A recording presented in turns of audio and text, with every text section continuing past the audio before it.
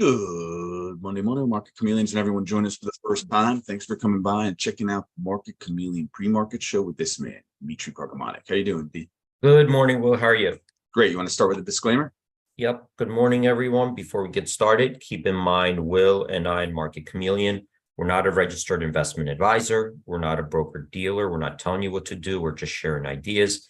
If you need advice, call your registered investment advisor, call your broker. That's what they're there for, to give you advice, provide you with guidance. There's the disclaimer. Excellent. I'm going to share my screen. As I'm doing that, a quick note to anyone joining us for the first time. Will and I, we do these shows in the morning to help answer questions you may have about the Market Chameleon tools, the data or analytics. And if you have a question, you'd like to ask your question live, we do provide a link to Zoom on that live chat on YouTube. If you click on that link, it takes you over to Zoom. Once you're in Zoom, there's a button at the bottom of the screen that says raise your hand. Click on that. You could ask us your question live, guide us to where you're looking at.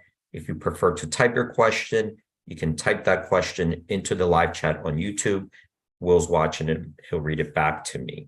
And while we're waiting for more people to join us and for questions to come in, we'll start out taking a look at the pre-market report, see if we could get some insights on stocks that are trading in the pre-market hours. And then we'll go to the questions after a couple minutes. If there are no questions today, we'll default to some questions that either come in through the emails, some questions maybe that are related to previous shows. Yeah, and as a reminder, we have our IBKR, our monthly IBKR webinar tomorrow, and I put the link in the chat. So you have to register on the IBKR site.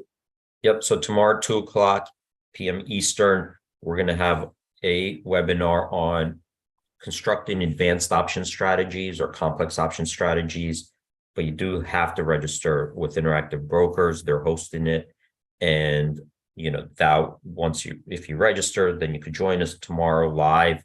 If you miss it, they'll email you a recording of that webinar. Correct. Yep. So let's start out with the pre-market report. And these are stocks that are trading in the pre-market hours today. I'm going to scroll down here and we have a list of our most active stocks, our biggest percentage gainers, biggest percentage decliners. I'm going to scroll down a little bit further and I see so far 47 stocks made our percentage gainers list, 30 on our percentage decliners list. So these are stocks that had to meet certain thresholds to make our list. But from this perspective, right now, we're looking like we're set up for slightly bullish bias at the open. Let's also check up here. We have a calendar view. These are what happened in the pre-market hours historically, and it's showing what's going on today from a high level. So right now we're on August 7th.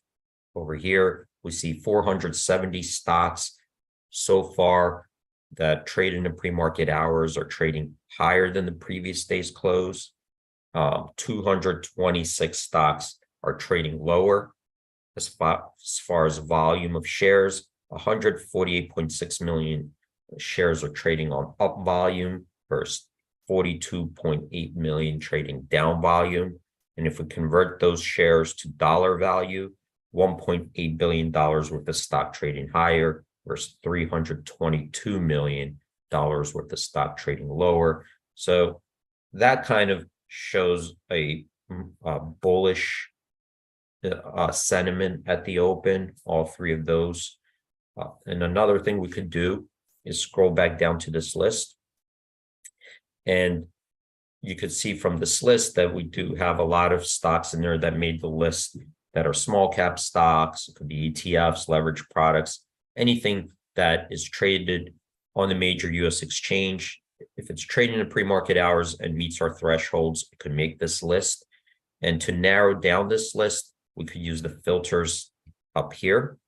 So I'm going to use this one in ETF. And when you click on it, you get a drop-down menu to choose from. Let's select the first one, SPY, which is the S&P 500 ETF. And when you do that, click on that, the filter will filter out stocks that are holdings in the SPY ETF, which are the S&P 500 constituents. So hold on, I think I got to refresh my screen. I think I had it up too long. So let me just do that. And we'll retry that filter. But the idea there is, let's do the following. We'll select SPY. And when we do that, you can see now we filtered out stocks that are holding as an SPY, right? So these are the S&P 500 constituents. And here we have 10 stocks that made our percentage gainers list, 4 in the decliners. So that also is indicating a more bullish sentiment so far at the open. We did have that sell-off, I think, on Friday, but bouncing back a little bit today. So let's see. Well, I could go now to the questions. We're a few minutes into it. So if you have any questions, I'll take them. Yeah, no questions have popped up, D. Okay. So let me go to SPY. And there was a question. It was related to the win rate. Okay, so if we go to the options chain, I had a few questions. It's either, we could say, the win rate, probability of profit, you could use those interchangeably. And the idea there is, well, if we do a certain strategy, it could be buying a call, straddle, or spread, and I'll just set one up in SPY. Let's say buying a call. I'm going to run this. So I have here buying a 454 call on August 14th expiration, 91 cents. When we run it, we get a payout diagram, but then we could go to the models, and the models help us out answering certain questions. What do we think it's worth? What do we think the probability is of this trade making a profit? Okay, we call it a win rate, we call it probability of profit. We also have probability of touch. And I think that when we look at it, this is one piece of information. This isn't the only piece of information you should be looking at. It's trying to answer a certain question based also on certain assumptions that you're putting in there. Okay. And maybe to make it easier, let's come over here. And what we want to do is try to answer a question, right?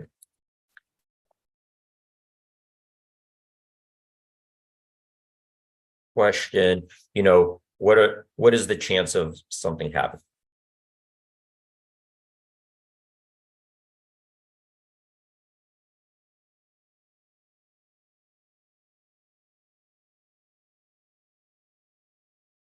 Right, and sometimes we know the odds of something because they're objective. We definitely know the odds of something happening. Like, for example, a coin flip, right? A coin flip, we know is 50-50, right? Because there are only two outcomes. If you flip a coin, there are only two sides, heads or tails. So if I flip it and it's fair coin, there's nothing unusual about it, nothing, weird, then we know that there's a 50-50 chance that it'll be on heads or tails. So that's really the probability of any one of those outcomes, right? The next part of it is we do need to know what the payouts are of each outcome. So that's another important part of the equation. But what if we don't know, right? What if it's not as easy as a coin flip? What is it? What happens if we're trying to get the probability, probability of team A winning, right? Team A beating team B. Well, without knowing anything, we could just say it's 50-50, right? That's, there, but we know that not every team, it has exactly the same skill set, right? So there are some teams that get a handicap because they're better quarterbacks, they're better whatever, but not every team is always equally matched off. And that becomes harder because, well, then how do you get that probability, right? Like, how do you know the probability? And is there an exact probability? And even if everybody agrees that team A is better, not everybody will agree at exactly the same handicap or probability, right? There are going to be differences of opinion. And that's because you need to estimate it, right? All of a sudden, these outcomes are not known. Just like a stock price, like a stock price or an option price. Here's a stock price, of 100, right? And you want to know, in 1 month, right? In 1 month, what is the probability that this stock will be at exactly 110? Well, how do you calculate? There's no list that's delivered to you giving you those probabilities, right? Like the New York Stock Exchange doesn't say, like, look, in a month, there's only 3 possible outcomes for this stock: 110, 90, 60, or whatever, and they're all 3 are the same. It's the same odds of reaching any one of those. And these are the payouts. So you'll know the payout. So that would be easy, because then everybody would have the same model. That means if that was the case, just like a coin flip, everybody's models would converge to exactly the same conclusions, right? But here, we don't know, right? We don't know this probability. We have to estimate it, right? We need to estimate the probability. And when we do an estimate, that means we need some kind of a financial model, right? This is the next step. Well, I need a financial model that could do that, right? And the financial model needs inputs, right? So now I have, look what's going on here, guys. Now I need a financial model, and I need to figure out what the inputs are. Well, even this, what financial model do I use? And what inputs are important in there? Okay, so let's say, if you're trying to pick out, which team has a higher probability, there are lots of different inputs that you could put in. You can put every player's statistics, right? You can put in the times that each team played each other, how many did they beat, and by what score, what's the average score of this team versus the average score of that team. Lots of different things, and those inputs can be changing in real time as well, because as you get closer to the game, well, what about injuries or substitutes or weather or all this stuff, right, becomes subjective. It becomes subjective, and your financial models cannot give you an exact probability, right? There's no exact probability like this. What you're doing is trying to create a practical model that's giving you some reasonable practical probability that will usually have an error. So once you do this, right, then you have to, figure out how well has your model performed, right? And then you have this, you have this ongoing evaluation, right, of the model. You have to continuously evaluate how well it's doing. How well are you erroring, right? So even if I say, okay, well, there is let's say for 110, I believe that, based on my model, it reaching 110 there's I'm making a 20% probability of it going above 110, for example. But how much did my model error? Was it 5% error, 10%? It's an ongoing evaluation of your own model. And my model could be something different than somebody else's, right? Because what are the inputs and the models that they use? So all these things, right? All these things, when we're looking at it, these things, this is what you're competing on Wall Street. This is your competition, right? Whose models, whose estimates, whose data, how well are these things over time, and how are you tweaking them and using them? And that's what you're competing on. How well are you at evaluating stock prices, option prices? How well are your models working? Are you tweaking it? Are you improving them as you go along? So this is an important part of trading, is that when we look at these are going to be differences of opinions throughout Wall Street, right? Even Goldman and Merrill, might have a difference of opinions. Big banks, big institutions. Why do big institutions trade with each other? They'll have differences of opinions about their models are telling them to do different things, right? And it's important to understand. So the reason I'm kind of bringing this up is that even when you see a win rate or this has been run through a model that gives you an initial estimate, right? It's a starting point where you have to take a look at it and say, what else am I not, what else is going on, that my model may not be considering, or what other handicaps should I put in there? How do I improve upon it? And even the data that you input, because a model, it just gives you an output based on what you're inputting, right? It receives inputs, it runs it, and gives you an output. It doesn't even know really what you're going to be using it for. It just produces an output. So when we look at these, right? So let's go back to here. So this win rate here, what is it doing? Is looking at the historical data and saying, based on how this stock has moved in the past, right?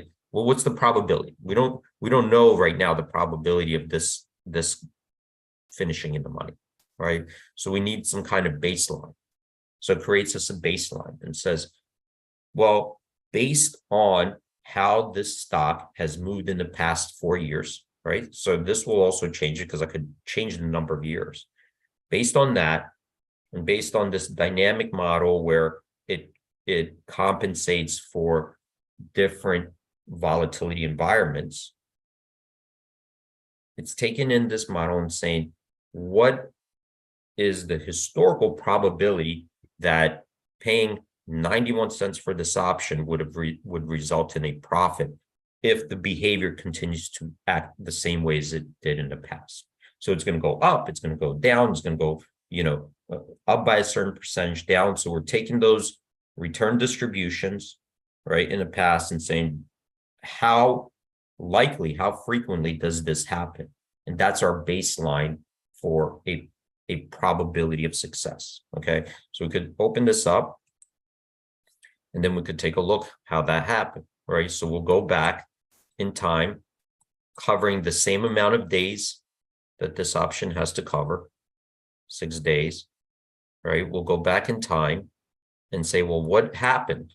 What happened to the stock over this extended period of time? And what happened in between those periods, right? Because if we pick a 10-day period, things happen in between as well. And then we're running it through the model and saying, well, let's use this data, look, compensating for volatility, the volatility environment, implied volatility environment. And if we use this data in our model, we could recalculate based on that where the current stock price might end up, right, So that's what we're doing. We're calculating different prices that this might end up. All right. So we're taking the stock price, which is 446.60, and saying, well, what are the probabilities up, down, going through all these? We have 83 observations here. And then based on those distribution of returns, right, we say that using this model, we get a 19.3% probability of success. And remember, this is only looking at historical data. So if you want to compensate something that's going on today that has a meaningful impact, you would have to do that because the model doesn't know this, right? The model doesn't know stuff that's forward looking and how do you compensate. It just gives you a baseline, right? It gives you a baseline to start looking at. So that's what this probability or win rate, is trying to do, is establish an initial baseline to say, well, this is what the probability is if we use the historical data as our initial guidance. Okay, so hopefully that helps answer one of the questions. Yeah, that was very, very helpful. We did have another question pop up. I don't know if you want to get to it. We have about 8 minutes left. What do you think? Yeah, you have another question? Yep, another question. Rob was asking,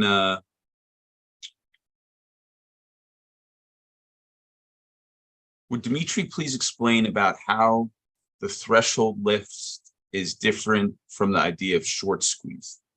If we see short percent of a stock on the MC site. Yeah. Okay, so I mean, if you think it's going to take more than we have 7 minutes left, we could lead with that tomorrow if you want. It's up to you. Right. So we'll go over here really quickly. So this is the threshold list. Not many people actually even look at it. Not many people even understand maybe what it is. But when we look at a stock, right? When a stock gets shorted, right? To short a stock means you need to, by regulation, locate the stock, borrow it from somebody who owns it. So you're borrowing it, and then when you borrow it, you sell it. Okay, that's how you short it. So in order for you to short it, you have to go to somebody who owns it first, who's willing to say, I'll lend you my stock as long as you give me my stock back in the future, right? So I'll lend you my stock, you sold it, but when I want my stock back, you have to give it back, right? So just like, and the person who's shorting it thinks like, well, if I sell it, I'll be able to buy back cheaper and then give him back the stock and keep the difference. So it's like, that's by regulation, the arrangement. And when